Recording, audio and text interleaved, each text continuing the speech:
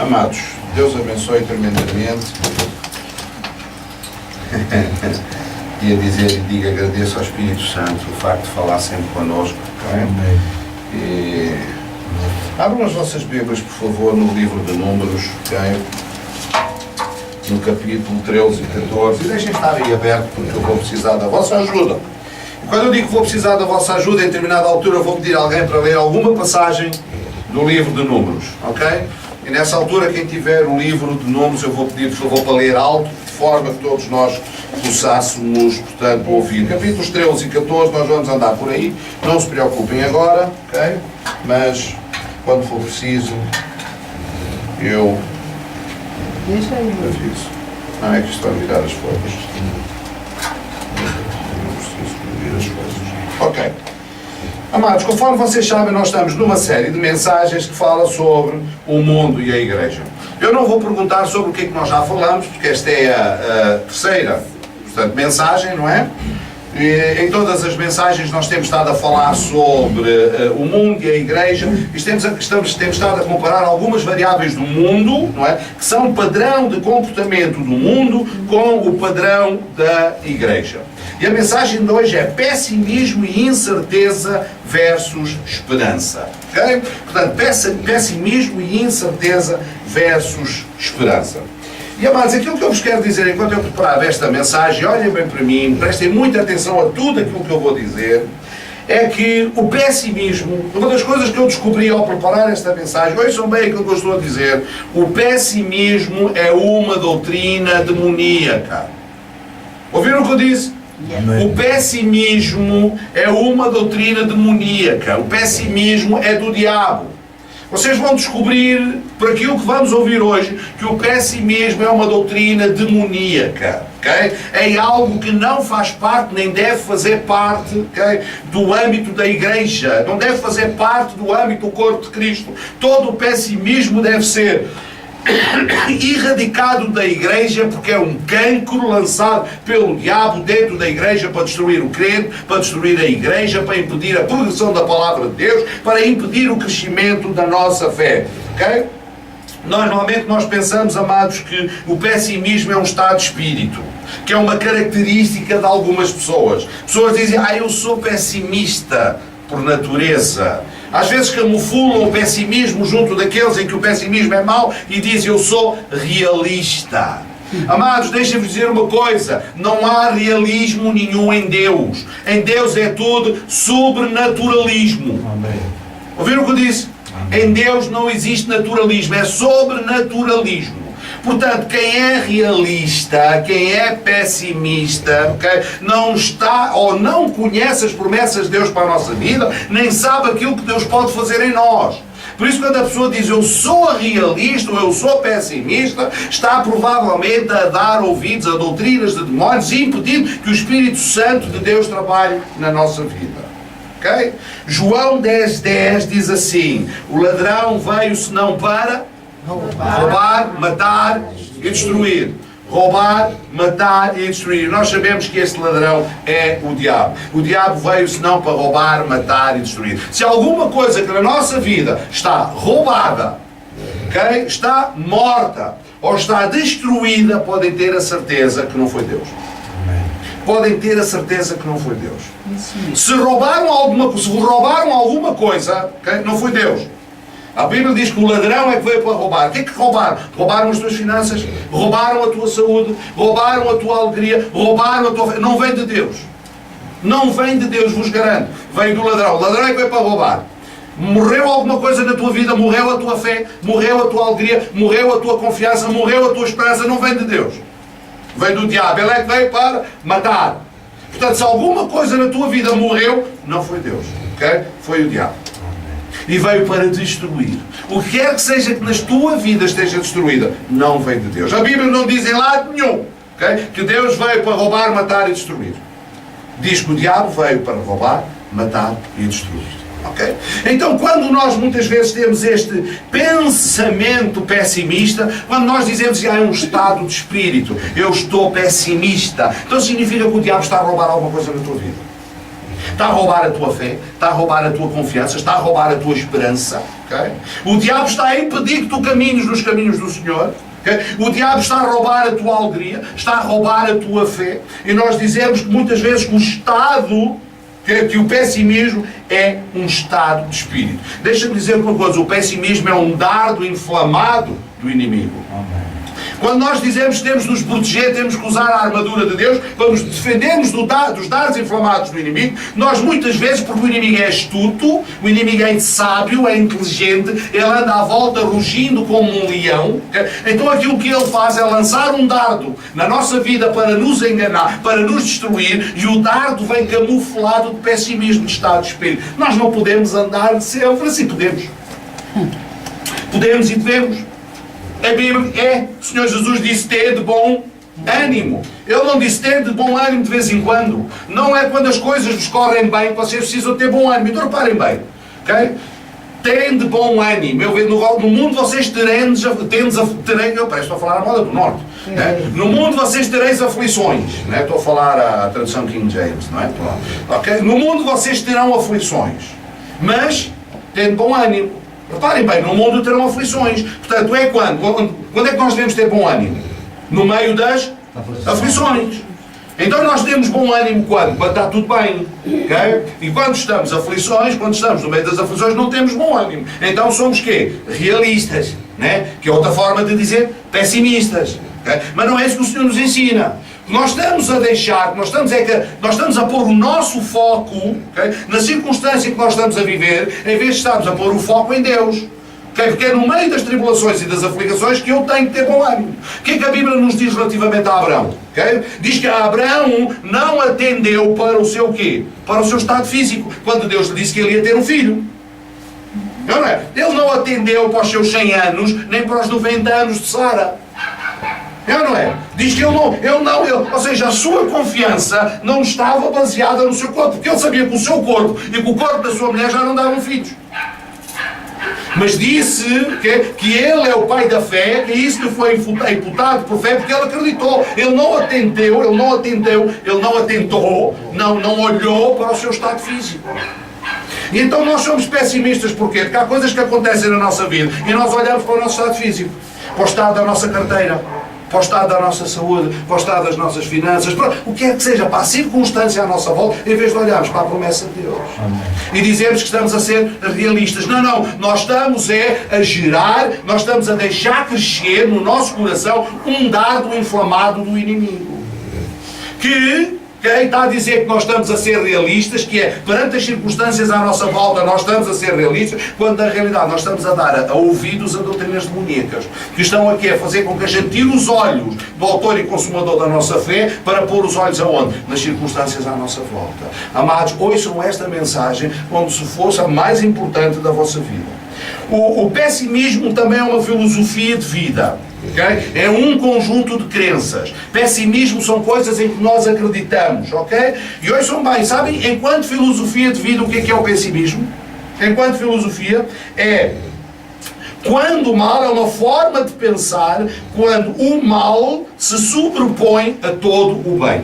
Se vocês forem ao dicionário, vão à Wikipédia e procurem pessimismo, enquanto filosofia é uma filosofia de vida de um conjunto de pessoas que acreditam que o mal sempre triunfa. Na gestão existe uma coisa chamada lei de Murphy, que diz que se alguma coisa pode correr mal, vai correr mal. Okay? Se alguma coisa pode dar errado, então vai dar errado. Se existe a possibilidade do homem falhar, então vai falhar. Okay? A doutrina ou filosofia pessimista diz que o mal sempre triunfa sobre o bem. Agora reparem bem, amados, o diabo é terrivelmente inteligente e fantástico até deste ponto de vista. Porque ele quer afastar as pessoas da fé. Ele quer afastar as pessoas da sã doutrina. Então, ele permite que as pessoas pensem, okay? Ele lança estes dardos inflamados na mente das pessoas, para que as pessoas fiquem a pensar nisto, a dizer o mal sempre triunfa, o mal sempre triunfa. E não percebem que o mal foi vencido há 2000 anos atrás na cruz do Calvário. Ele está a levar as pessoas a dizer se o mal sempre triunfa sobre o bem, porque sempre coisas más acontecem, ok? Porquê? Porque estamos a olhar para o tempo presente, sem perceber que no tempo passado, há 2000 anos atrás, o mal, a morte, já foi vencida na cruz do Calvário. E que em Cristo Jesus nós somos mais que vitoriosos. Olha, eu vou-vos dizer uma coisa. 3 coisas que acontecem quando eu acredito que o mal sempre triunfa. Primeiro, nós tornamos-nos conformistas. Sabe o que é ser conformista? Isto é assim mesmo, é a natureza das coisas, é a natureza da vida, é a natureza do ser humano. Porque nós somos pecadores, é a nossa natureza. Então não vale a pena lutar contra isto, que a gente vai sempre pecar, é a natureza do ser humano. Pessoas mentem, é a natureza do ser humano. Então a gente vai sempre mentir, não vale a pena. É a natureza do ser humano. O ser humano é preguiçoso, é a natureza do ser humano. Portanto, não vale a pena combater isto, porque a gente vai sempre ser mentiroso. Vocês estão a ouvir o que eu estou a dizer? Vocês estão a ouvir o que eu estou a dizer? O conformismo é uma doutrina satânica que impede o homem de atingir os seus objetivos, de sair do Egito, de se dirigir à terra prometida, de caminhar na glória que Deus preparou para nós, porque isto é a natureza do homem. Não vale a ver. O homem há de ser sempre um mentiroso, o homem há de ser sempre um preguiçoso, o homem há de ser sempre um ladrão, o homem há de ser sempre um adúltero, o homem há de ser sempre... O que é que seja que se pense de mal, o homem sempre há de ser. Doutrina conformista vem do pessimismo. Se eu penso que o mal sempre triunfará sobre o bem, então para que mudar? De que é que adianta? Porquê que eu me vou esforçar? Vou sempre falhar. Conformismo. Mas o que é que Romanos 12 diz? Não vos conformeis, ok? Com o molde deste mundo, não vos pondes à forma do molde deste mundo. Este é o mundo, é a forma deste mundo, mas não é a nossa. Nós não fomos chamados para nos conformarmos com as coisas do mundo. Nós fomos chamados para nos transformarmos. Uau! Metamorfose. Você sabe o que é uma metamorfose? É aquela lagartinha, não é? Que nós algumas vezes nos sentimos uma lagartinha que anda ali, okay? Mas de repente entra no casulo e bum! De repente sai de lá uma grande borboleta. Metamorfose. Transformação.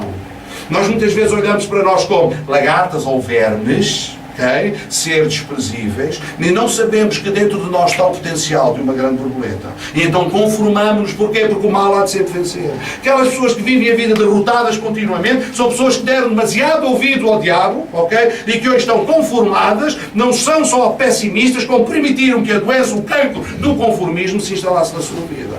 E hoje não conseguem alcançar resultados, nem tentam, nem se esforçam, nem fazem absolutamente nada, estão conformadas. É a primeira doença do pessimismo. A segunda é o escapismo. Uau! O vosso pastor é sábio, tem umas palavras bonitas. Escapismo. Vocês sabem o que é o escapismo? É a fuga. É a fuga, é a incapacidade de enfrentar o problema, de enfrentar a situação, de enfrentar, como nós dizemos, pegar o touro pelos cornos. Podem dizer, são cornos, é aquilo que eles têm. Okay? Alguns pensam que é asneira, mas são uns cornos mesmo. Okay? Pegar o touro pelos chifres, pegar o touro pelos cornos. Então quem é pessimista, quem vive debaixo desta doutrina, foge, não enfrenta o problema, não enfrenta a situação, tem medo de enfrentar a situação, okay? Tem medo de enfrentar o que quer que seja, tem medo de fazer o que quer que seja. Okay? Tem medo de falar com alguém para esclarecer um assunto, okay? Tem medo de vender, tem medo de se despedir para seguir o chamamento de Deus na sua vida, tem medo de ir às finanças resolver um problema, tem medo de falar como não ouçam, o que é escapismo. Tudo aquilo que dói, tudo aquilo que obriga a pessoa a tentar resolver um problema, a pessoa foge. Ok? A pessoa não dá a cara, a pessoa não está presente, a pessoa não enfrenta o problema. Escapismo. Ok? A pessoa não vai procurar trabalho, ok? Porquê? Porque vai ser rejeitada. Algumas vezes vão dizer que não. É verdade, vão dizer muitas vezes. Ok? E a pessoa, não vou arranjar. O pessimismo diz assim, eu não vou arranjar trabalho. O mercado de trabalho está mal. O mercado de trabalho está mal. Então, o pessimismo. Então vou-me conformar com a situação onde estou. A minha mãe toma conta de mim. Ok, escapismo, vou à procura de trabalho, vão dizer que não há emprego, não há emprego, então já não vou, escapo de enviar currículos, de ir à procura, de ir enfrentar a rejeição, de entrar no centro. Tem emprego para um jovem bonito como eu? Não, ok, vou aqui ao lado, há gente mais inteligentes do que você. Tem emprego para um jovem bonito? Não, ainda há as pessoas mais inteligentes que você. Tem emprego para um jovem... Tem sim, olha, a pessoa mais inteligente que eu já encontrei hoje. Escapismo. Okay? Fugir das situações. E imobilismo, que isto ainda é pior. Okay? Porque é assim, o conformismo conforma-se com a situação. O escapismo foge. E imobilismo, fica ali, estou morto. Vou ver se ninguém nota, se ninguém dá por mim, então fica ali. Okay? Há pessoas assim. Estão vivas, mas estão mortas. Amados, digam-me lá se isto não é uma doutrina demoníaca para afastar o ser humano, para afastar o homem e a mulher do potencial que Deus tem para eles. Deus chamou-nos para coisas magníficas, para coisas tremendas. Deus chamou-nos para realizações fantásticas. Okay? Mas nós achamos que nada vai funcionar. Nós achamos que, isto não é bem assim. Okay? Nós vivemos no natural e esquecemos que o nosso Deus é um Deus sobrenatural. Amados, é assim. Deus tem promessas para a nossa vida. Eu vou-vos dizer que algumas coisas são muito duras de ouvir. Quando eu sou pessimista, okay, quando eu estou a viver a minha vida em função desta filosofia, desta crença de que o mal sempre triunfa sobre o bem, eu não estou a falar das lutas espirituais. Estou a falar no dia a dia. Estou a falar que as pessoas são sempre más do que... O próprio Jesus dizia, vós sendo maus conseguem fazer coisas boas para os vossos filhos. Qual é o pai, cristão ou não cristão, muçulmano ou não muçulmano, hindu ou não, que não trata bem os seus filhos, que não quer os melhores para os seus filhos? Há pais a estragar os filhos, a darem tudo cheios de amor. Estão a perceber? O facto de ser cristão ou não ser cristão não significa nada neste ponto. Não é disso que nós estamos a falar. Okay? Não é disso que nós estamos a falar. Nós estamos a falar de coisas muito mais profundas do que isso. Okay? Nós estamos a falar das estratégias do diabo para nos afastar da fé, para nos afastar das promessas de Deus. Então, amados, quando eu conheço a palavra de Deus e conheço as promessas de Deus para a minha vida e eu sou pessimista, eu estou a chamar Deus mentiroso. Eu não estou a agir em função daquilo que Deus diz que eu sou, estou a agir em função daquilo que eu acredito que sou. Para mim tem muito mais importante aquilo que eu penso do que aquilo que Deus diz que eu sou. Deus diz, tu és mais que vencedor. E eu digo, não, eu sou um perdedor, eu sou um falhado. Okay? A Bíblia diz, tu podes todas as coisas naquilo que te fortalece. Eu digo, não, eu não sou capaz de fazer isso. Quem é que está certo? Sou eu ou é Deus? Se existe a possibilidade de eu estar certo, então deitem fora a Bíblia. Não venham mais, que ninguém venha, porque isto é tudo uma fantochada. Não vale a pena. Se aquilo que eu penso, se aquilo que eu acredito é mais importante que aquilo que está escrito, então não vale a pena vir. Se aquilo que está escrito é mais importante que aquilo que eu penso, então eu sou um totó se não atuo em conformidade. Amém? Faz sentido o que eu estou a dizer? Eu sei que é duro de ouvir, mas é assim que funciona. Deus tem promessas para a nossa vida. Ele tem um livro escrito enorme, ok? Enorme, grande, ok? Escrito por 40 pessoas durante mais de 1600 anos, com tudo aquilo que nós precisamos de saber, a dizer coisas boas sobre nós, promessas que nem o olho viu, nem o ouvido ouviu, que nós podemos discernir pelo Espírito Santo, e mesmo quando não discernimos, Ele mesmo vem e diz, filho, tu vais ser curado, só tens que acreditar, filha, tu vais ter igreja grande, a tua igreja... Ele está sempre a falar connosco. Amado, Deus está sempre a falar connosco. Mesmo que a gente não discirne no nosso espírito, eu acho que às vezes a profecia, a revelação vem. Sabem porquê? Porque nós não ouvimos Deus a falar no nosso coração, ouvimos, mas não acreditamos. Então Ele tem que vir e falar alto. Ele tem que vir e dizer, ouve, é assim, eu tenho promessas para a tua vida. Estão a perceber? Porque às vezes a gente dentro do nosso coração, ao ler a palavra, não percebemos, então Deus tem que se manifestar de uma outra forma. Chama alguém e diz, olha, levanta-te lá, vai lá à frente e diz à igreja o que é que eu estou a fazer.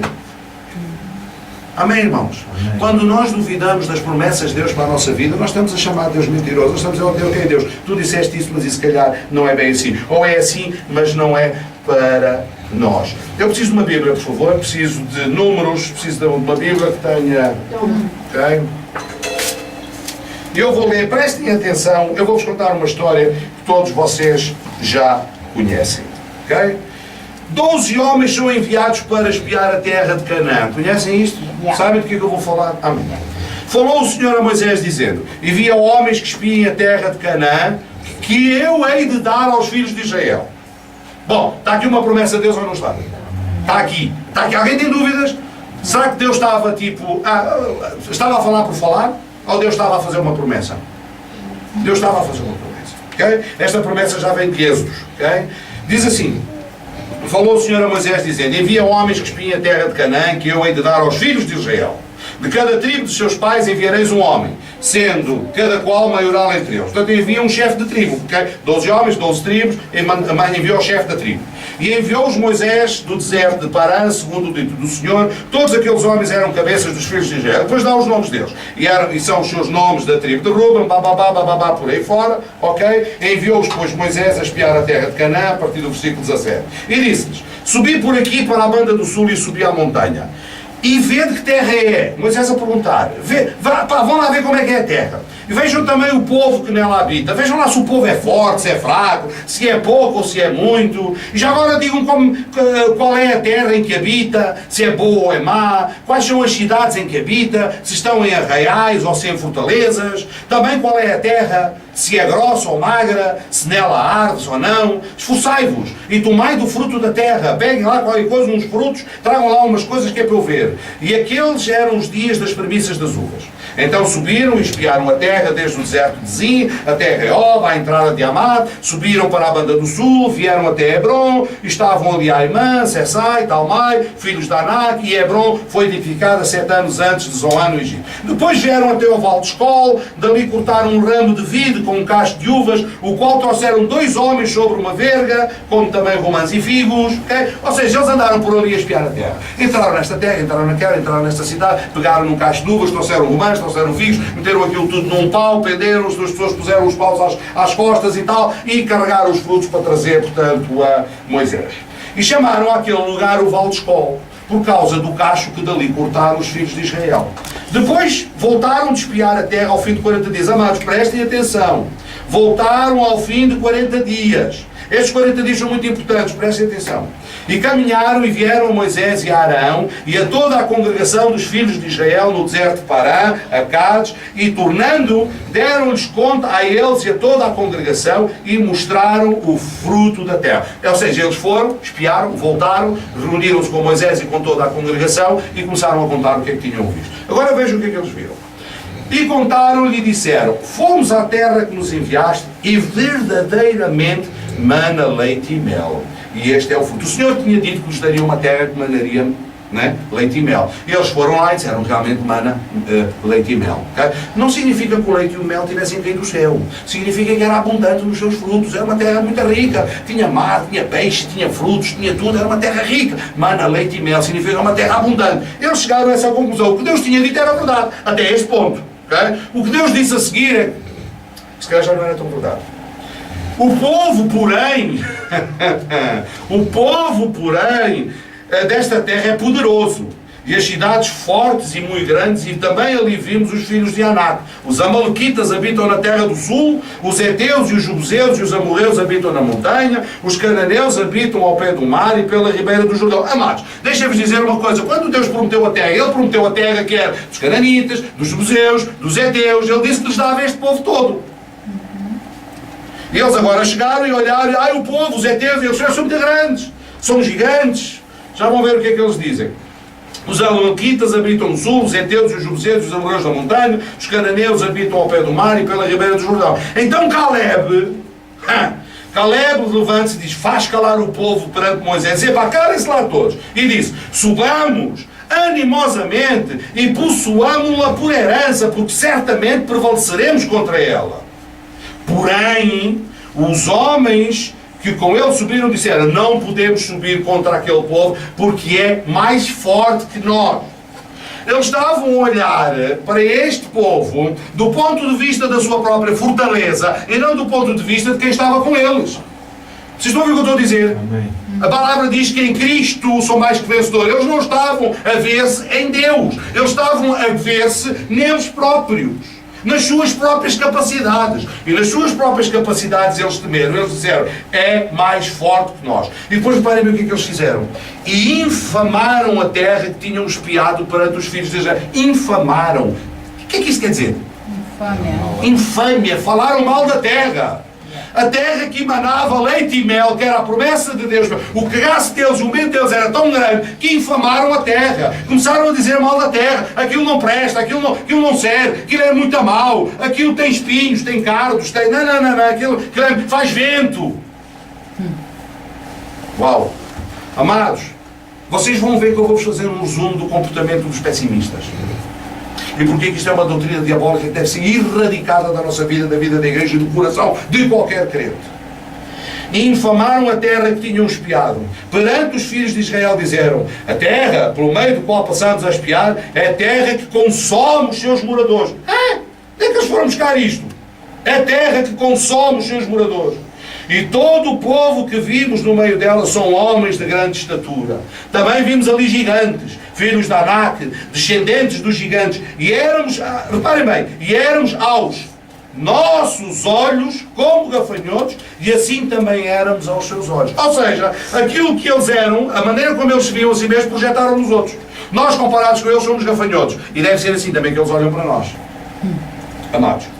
Então levantou-se toda a congregação, o capítulo 14, e alçaram a sua voz, e o povo chorou aquela mesma noite. E todos os filhos de Israel murmuraram contra Moisés e contra Arão. Oh meu Deus, que paciência de Deus! E toda a congregação lhe disse: se morrermos na terra do Egito, ou se morrermos neste deserto. E porque nos traz o Senhor a esta terra para cairmos à espada e para que as nossas mulheres e as nossas crianças sejam por presa? Não nos seria melhor voltarmos ao Egito? E diziam uns aos outros: levantemos um capitão e voltemos ao Egito. Meu Deus, que ingratidão! Okay? Que ingratidão! Depois de tudo aquilo que passaram, depois de tudo aquilo que o Senhor fez, da libertação que os tirou do Egito, do Mar Vermelho, das codornizes, do maná, do mar aberto, da rocha aberta, de tudo, eles queremos um capitão novo. Bota fora Moisés, daí queremos um capitão novo, vamos voltar para o Egito. Saíram da escravidão de 400 anos e disseram: ok, damos um capitão novo, vamos voltar para o Egito. E diziam uns aos outros. Então Moisés e Arão caíram sobre os seus rostos perante todo o ajuntamento dos filhos de Israel.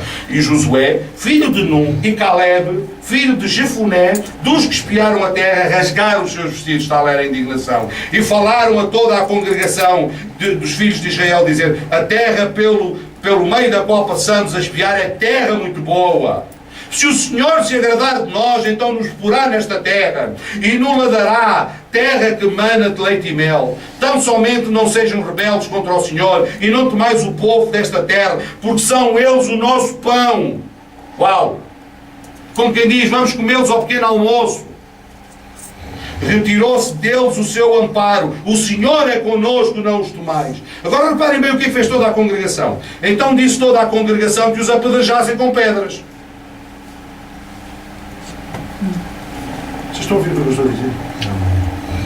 Porém, a glória do Senhor apareceu na tenda da congregação a todos os filhos de Israel. E disse o Senhor a Moisés: até quando me provocará este povo? E até quando me não crerão por todos os sinais que fiz no meio deles? O que é preciso mais? O que é preciso mais? O que é que nós queremos mais? O que é que nós precisamos de mais? Será que aquilo que Deus fez na nossa vida já não é suficiente? O que é que nós queremos mais? Que sinal mais é que a gente quer de Deus para poder acreditar nele? Com pestilência o ferirei, diz Deus a Moisés, e o rejeitarei. E diz a Moisés: e farei de ti um povo maior e mais forte do que este. Deus estava farto deles. E disse Moisés ao Senhor: assim os egípcios o ouvirão, porquanto com a tua força fizeste subir este povo do meio deles. E então dirão aos moradores desta terra que ouviram que tu, ó Senhor, estás no meio deste povo, que de cara a cara ao Senhor desaparece, que a tua nuvem está sobre eles, que vais adiante deles numa coluna de nuvem de dia e numa coluna de fogo de noite.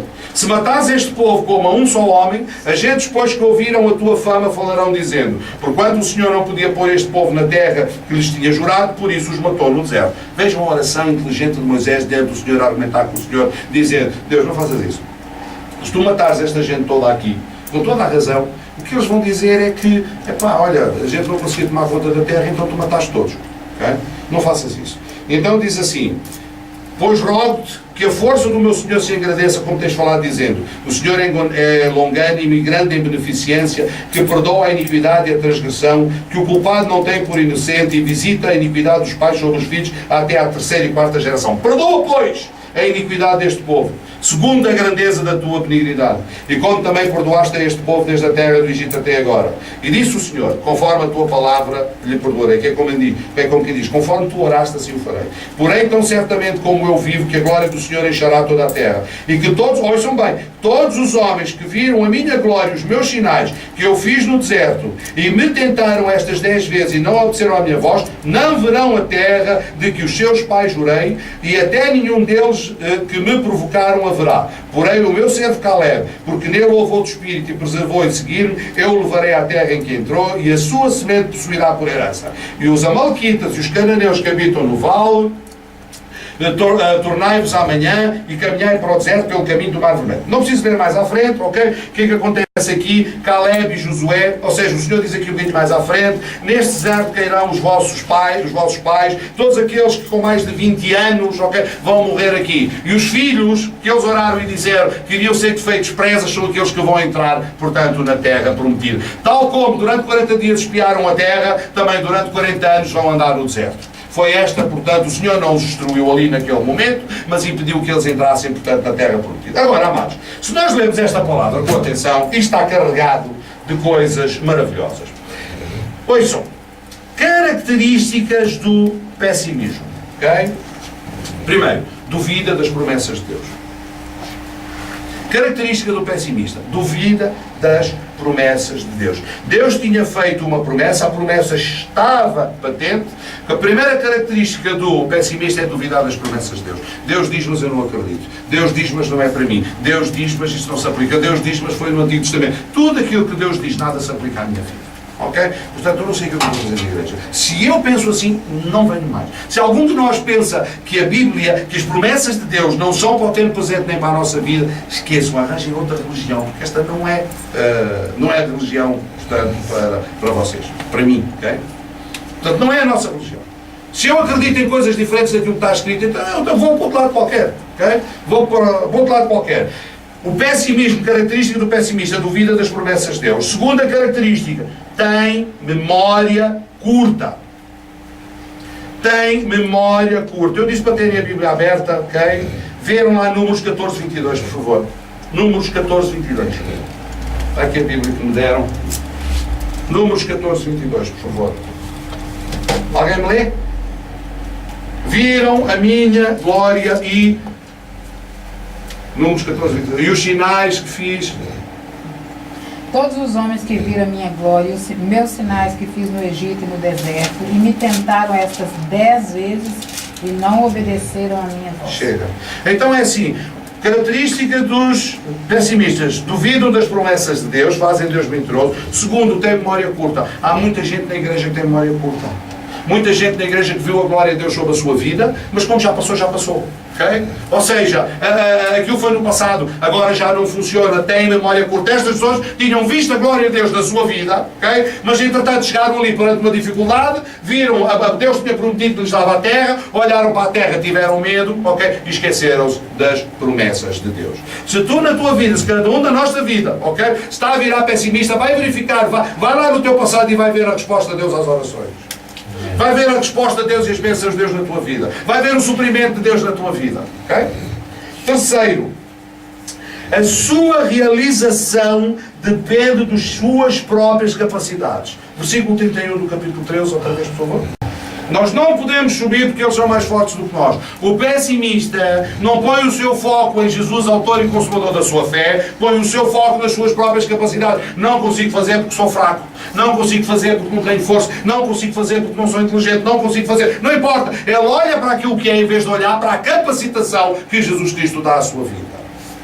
Amém, irmãos? Características dos pessimistas: duvidam das promessas de Deus, têm memória curta e a sua realização depende das suas próprias capacidades. Okay? Mas em vez de acreditarem naquilo que são em Cristo, okay, põem a sua força naquilo que são em si próprios.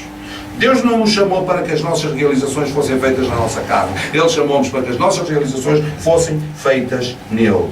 Mais, okay? Continuem preparados para ler, por favor, o versículo 32. Os pessimistas querem arrastar os outros com o seu pessimismo. Versículo 32, por favor. Assim espalharam notícias falsas entre os israelitas a respeito da terra que haviam inspecionado. Eles disseram: aquela terra não produz o suficiente nem para alimentar os seus moradores, e os homens que vivem lá são muito altos. Então o que é que eu acabei de dizer? Quarta característica dos pessimistas: querem arrastar os outros com os seus pessimismos. Ou seja, não lhe basta ser pessimista, okay? Como ele ainda quer fazer com que os outros se tornem pessimistas como ele. Okay? Ou seja, quer arrastar, é uma maçã podre, não é? No meio de uma cesta de maçãs boas.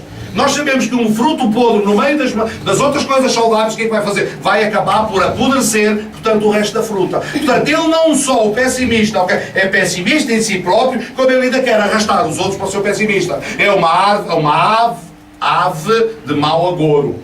Okay? Mas é o corpo, nós estamos mesmo assim, não, ou seja, em vez de advogar as coisas boas, não, ele torna-se advogado das coisas más.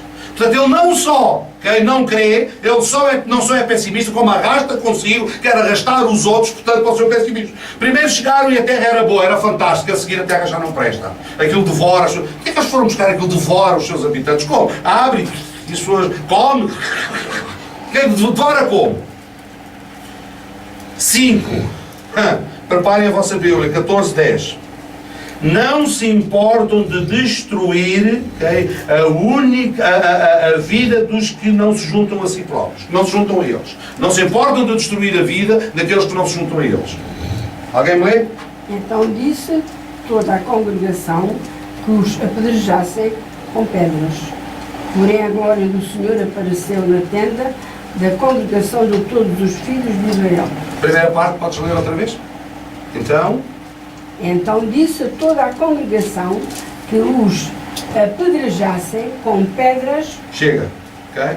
Então, ou seja, o que é que eles fazem? Primeiro começam a dizer mal, que afinal a terra é má, aquilo não presta, o seu pessimismo arrastar os outros. Como eles não vão, como Caleb e Josué se levantaram, não é nada disso, meus, tenham lá calma, a terra é boa e nós vamos comê-los. Eles vão ser o nosso pequeno almoço. Então vai pegar em pedras, não é? Para destruir aqueles que pensam positivamente, aqueles que têm a mente colocada no Senhor. Amados, isto é demoníaco. Isto é demoníaco. Isto é do diabo. Isto dentro da igreja é do diabo. Isto é para ser erradicado. O Senhor não nos chamou para este pensamento. Isto é um dardo inflamado do diabo para destruir a nossa vida, para destruir a nossa fé, para destruir a nossa capacidade de realização, para nos impedir de avançar, para nos levar ao conformismo, ao imobilismo, ao escapismo, a qualquer altruísmo que impede a manifestação de Deus nesta terra através de nós. É verdade. Amém, amados? Amém. Sobre a incerteza, vamos avançando para o fim, que a data está a andar. Tiago 1:6-8 diz assim: aquele que duvida é como a onda do mar, que é sublevada e agitada pelo vento. Não pense tal homem que receberá qualquer coisa do Senhor. Homem vacilante que é e inconstante em seus caminhos. Sobre a incerteza, Deus diz isto, ok? Sobre a incerteza, e repara bem, eu quero chamar a atenção para a parte final do versículo. Homem vacilante que é. A palavra vacilante, vocês sabem que eu adoro isto. A palavra vacilante é dípsicos. Dípsicos. E dípsicos são duas palavras. Dípsicos, duas palavras. A palavra primeira, dip, ok? Que é o mesmo duo, significa dois. E psicos é o quê? Mente. Okay? Mente, né? Pensamento, alma. Então, dípsicos, homem vacilante. A gente pensa que o homem vacila é o homem cambaleante, que vacila, não é? A gente pensa logo fisicamente. Não, mas é homem de dupla mente. Okay? Homem que pensa dubiamente. Homem como se tivesse em si duas almas. Okay? Homem com duas mentes. Que pensa de uma maneira, ora pensa de uma maneira, ora pensa de uma maneira, ora pensa de... Este é um homem vacilante. Este homem não espera receber nada de Deus, é o que a Bíblia diz. Porque ele é dúbio na sua forma de pensar. Ele não é constante na sua forma de pensar. Ele hoje tem fé, amanhã não tem. Ou tem fé sobre umas coisas, não tem fé sobre outras. Percebe? Este é um homem que tem dupla mente, okay? É vacilante, portanto, homem que vive, portanto, debaixo da incerteza. Tiago 1:6-8 diz: não espere este homem receber alguma coisa do Senhor. Nós somos chamados a depositar a nossa confiança em Deus. Nós vamos avançar. Cristo é a nossa esperança. A Bíblia diz que nele nós temos a certeza de vitória. Okay? Que em Cristo nós somos mais vencedores. Que maior é aquele que está em nós do que aquele que está no mundo. E que esta é a vitória que vence o mundo. O quê? A nossa fé. Amém. Ora, nós ou temos fé ou não temos fé. Nós não podemos ter fé para umas coisas e não ter fé para outras. Nós não podemos dizer que somos homens de fé e que somos pessimistas por natureza. Não existe tal coisa. Não pode existir. Se eu sou homem de fé, eu não tenho nem que ser otimista, nem pessimista. Eu não tenho que ser nada disto. Eu tenho que viver debaixo das promessas de Deus para a minha vida. Eu não sou mais que vencedor porque sou otimista. Eu sou mais que vencedor porque Deus diz que eu sou mais que vencedor. Amém? Amém. Vamos separar as coisas. A igreja, eu não posso dizer que a igreja é otimista por natureza. Sim, se quisermos pensar dessa forma, é, mas não porque porque escolheu, mas porque Deus diz que eu sou. Não é porque eu escolho ser otimista, porque o mundo também pode ser otimista sem Deus.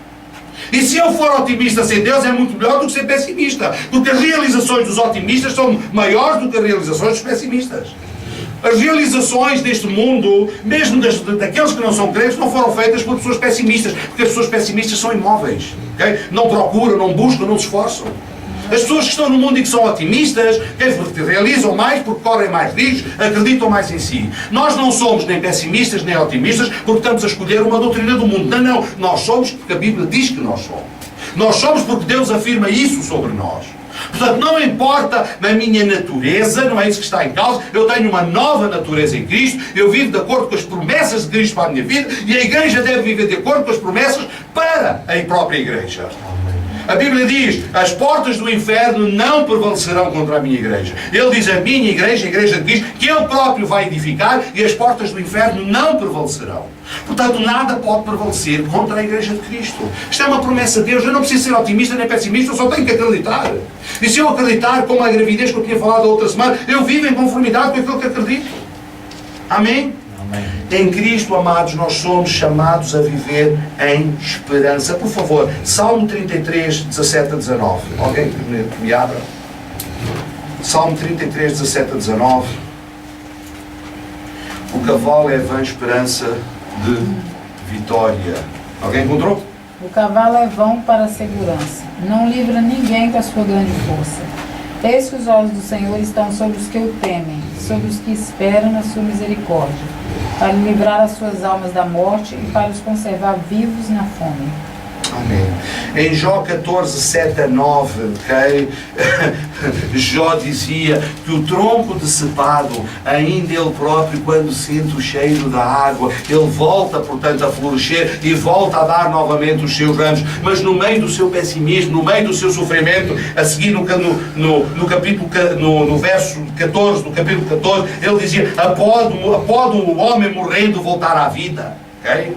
Jó, no meio do seu pessimismo, do seu sofrimento, ele perguntava, ele dizia que o homem não é nada. O que ele dizia que a árvore ainda pode ressuscitar, a árvore ainda pode ganhar a vida, mas o homem depois de morto acabou, aquilo não dá nada. Jó não sabia, okay, aquilo que nos esperava. Jó não tinha conhecimento naquele momento das coisas que Deus podia fazer na nossa vida e que Deus podia ressuscitar a nossa vida, tal como o tronco que ele em profecia falou que podia ganhar vida, também nós podemos ganhar vida em Cristo Jesus, porque Ele é a nossa esperança. Eu vou terminar Tito 1:2, diz assim, na esperança da vida eterna que Deus prometeu antes dos tempos eternos. Certo? Acho que às vezes a gente não entende. A gente não entende o que é que Deus está a falar. Reparem bem, Deus nos deu a esperança da vida eterna, okay? Ele prometeu quando? Antes da própria vida eterna.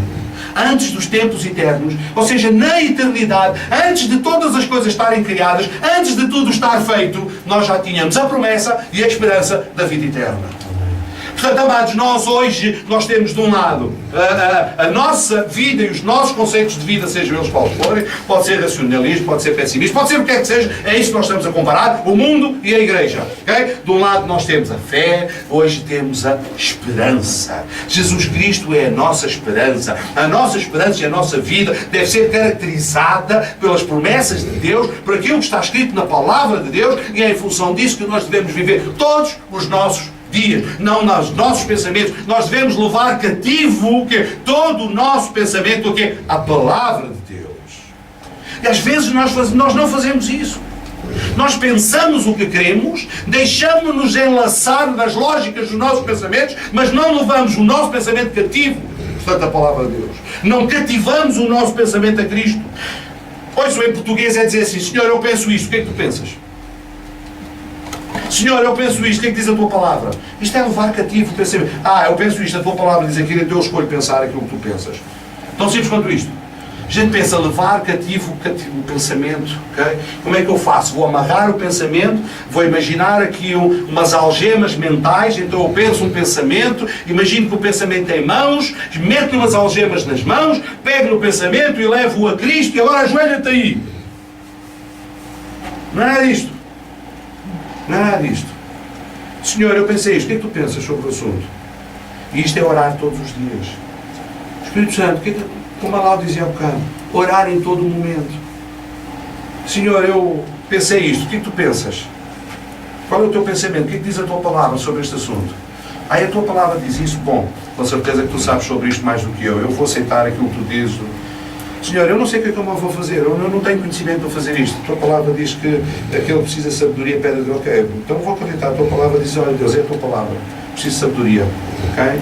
Vou acreditar que aquilo que está escrito aqui é verdade. Então eu vou pedir, dá-me sabedoria. Eu preciso desta sabedoria. Senhor, estou com medo. Ok? O verdadeiro amor lança fora o medo. Ok, então eu tenho o meu pensamento e tenho aquilo que a Bíblia diz. Ok? Não vos dei um espírito de temor, mas de coragem. Maior é aquele que está em mim do que aquele que está no meu. Uau! Levar cativo o pensamento é isto. É eu pensar em coisas e dizer, Senhor, o que é que tu pensas sobre o assunto? E depois de eu ter a resposta, de eu saber aquilo que o Senhor pensa sobre o assunto, agir em conformidade com aquilo que o Senhor pensa e não com aquilo que eu penso. Isso chama-se levar cativo o pensamento. Jesus Cristo é a nossa esperança. Amém. Nós não temos que ser pessimistas nem otimistas. Nós temos que viver de acordo com as promessas de Deus para a nossa vida. Amém? Amém. Okay? Vamos então ficar de pé, vamos terminar na